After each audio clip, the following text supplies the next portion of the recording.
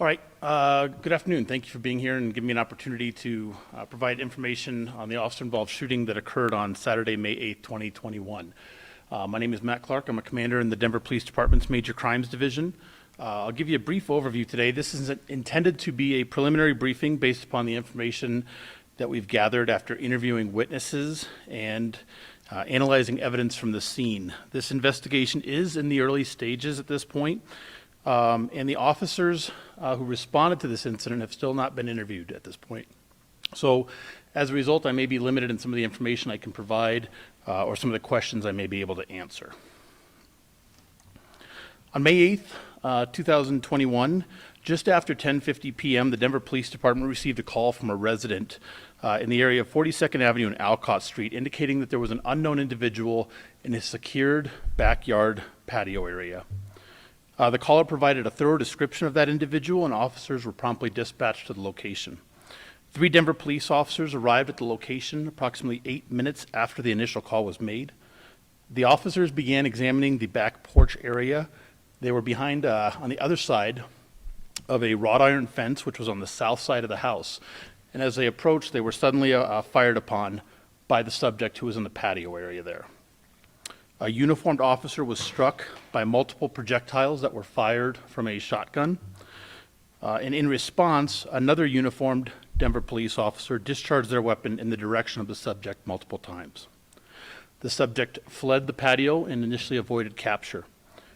Denver officers immediately began rendering life-saving aid to the injured officer. This included the application of a tourniquet to the officer's leg. The officer was rushed to Denver Health Medical Center, where he remains in critical condition at this point. As aid was being rendered to the officer, additional officers from Denver and surrounding jurisdictions worked to establish a perimeter in the neighborhood. Throughout the search, the safety of the community and the officers remained a priority. Officers were methodical in their searches as they went yard to yard looking for the offender in this case. Approximately 70 minutes after the shots had been fired, an individual who was later identified as 40-year-old Pedro Juan Gallegos, his birth date is August 18th of 1980. He was contacted near 40th Avenue and Alcott Street as he attempted to ride a bicycle out of the perimeter. Officers who were on the perimeter recognized that Mr. Gallegos matched the description of the individual involved in this incident, and they detained him. Upon detaining him, they learned that he had 2 active arrest warrants as well. Mr. Gallegos was initially held on those 2 out-of-county arrest warrants.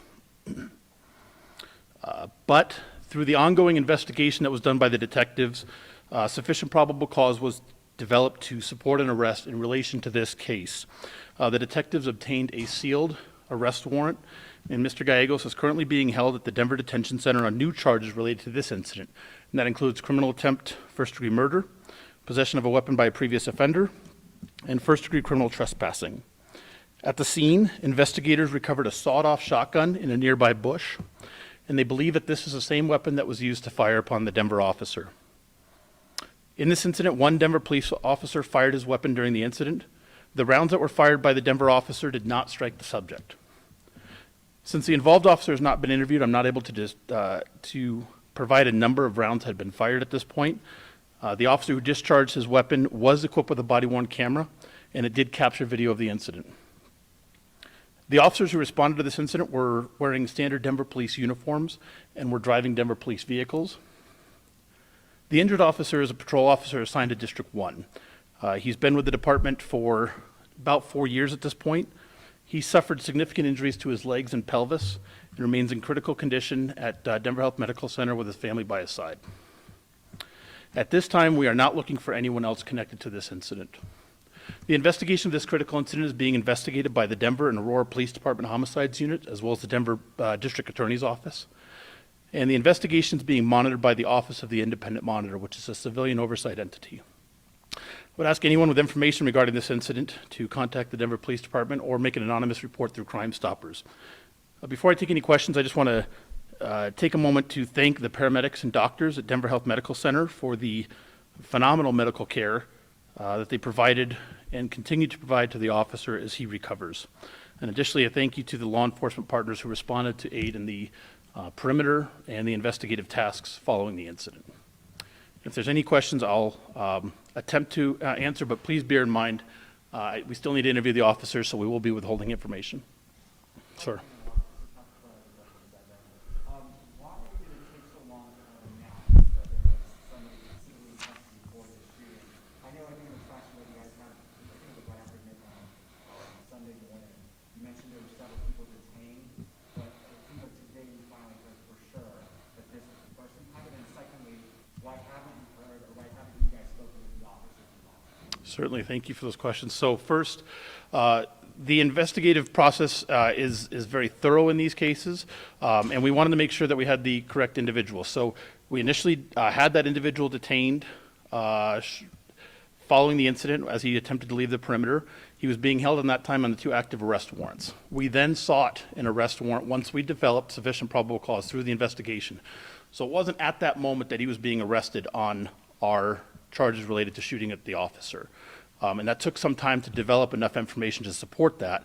And then once we had that, we went to the judge and got an arrest warrant for him to add those new charges. And that's why we're here today to announce that arrest. Certainly. So certainly one of the involved officers is injured in the in the hospital recovering. The other two we have interviews planned to do with them, and those will be coming later this week.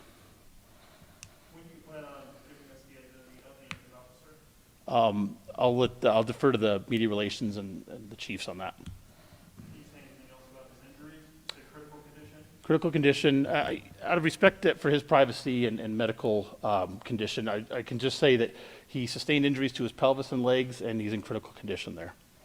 How many people were initially detained, and do you know what kind of weapons suspect used? There were multiple, as far as detained, we had 2 people probably detained. One was released. We talked to several people there, but actually bringing them downtown, there was 2. The weapon that was involved is a sawed-off shotgun. Do you have any information on why he may have picked that corner, that home, that porch? We do not know that. For those who have no clue what a sawed-off shotgun is, what is that exactly? It's a short shotgun where the end, typically we look at shotguns as being longer rifle-type weapons. It is cut, the barrel's cut. Does that make it more dangerous? I'm not sure if it makes it more dangerous. It makes it more concealable, which is often why it's done. Now, this officer, you said he's been with the department for 4 years. I'm sure this has been a very difficult couple of days for so many people. I'm sure you must have family, you guys. Talk to me about how this is for you guys hearing this and how you're pushing for it. Sure, it is difficult, recognizing the injuries he sustained and the pain that he suffered through this. It's difficult that we can't be there in the hospital. We're respecting the hospital, the medical treatment they're providing, the COVID protocols that they have, so they can provide medical treatment to other families. So a lot of thoughts and prayers, communication with the family. The department does a great job of outreach and making sure that all their needs are taken care of during this time.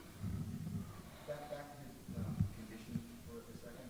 I know you said he's in critical. I know you're not a doctor, but is it your understanding that he is expected to survive his injuries?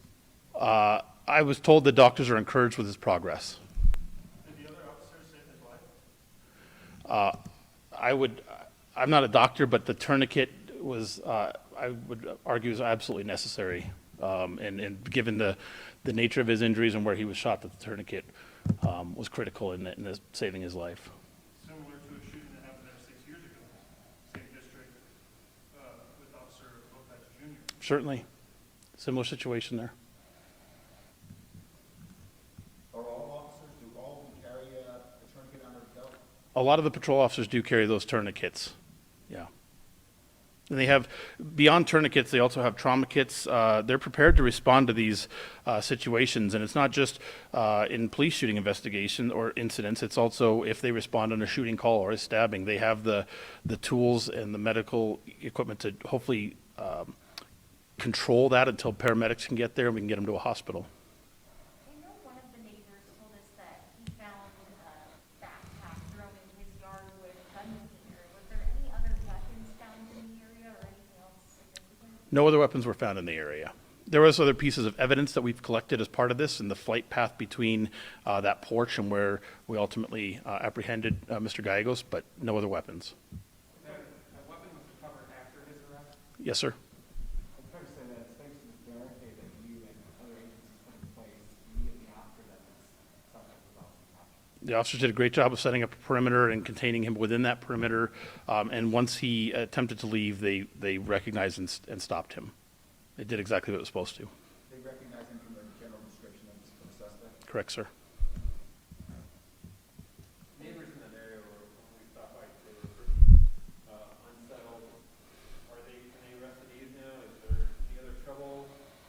Again, we're not looking for anyone else in connection with this incident. We believe Mr. Gallegos is the individual responsible for this, and we have him in custody. What were the subjects of the other active arrest warrants? I'm sorry.